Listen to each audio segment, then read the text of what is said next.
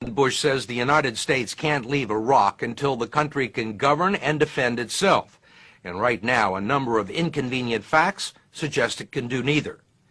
Everyone knows about the chaotic security situation, but less has been reported about the rampant corruption that has infected a succession of Iraqi governments.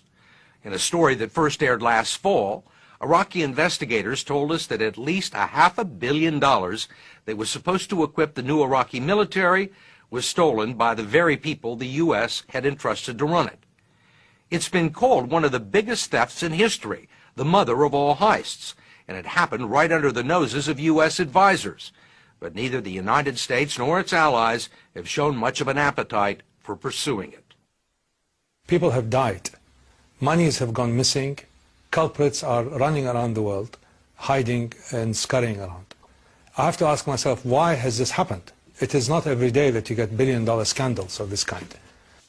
When Ali Alawi, a Harvard-educated international banker, took over as Iraq's Minister of Finance in 2005, he was confronted with a gaping hole in the Treasury. $1.2 billion had been withdrawn by the new Ministry of Defense to supply the Iraqi army with desperately needed equipment to fight the growing insurgency. Millions had been misspent on old and antiquated equipment, and Alawi says most of the money simply disappeared. How much do you think was stolen? I think the figure is probably between $750 to $800 million. It's a lot of money. It's a huge amount of money by any standard, even by U.S. standards. It's one of the biggest thefts in history, I think. Gone. Gone, yes, up in smoke. The story begins in June 2004, when presidential envoy Paul Bremer turned over authority to the interim Iraqi government, which would run the country until elections could be held. The insurgency was already gaining momentum, and with the newly constituted Iraqi army riding into battle in unarmored pickup trucks and scrounging for guns and ammunition, the Iraqi Defense Ministry went on a billion-dollar buying spree with almost no oversight. The contracts were paid in advance with no guarantees, and most of them involved a single company.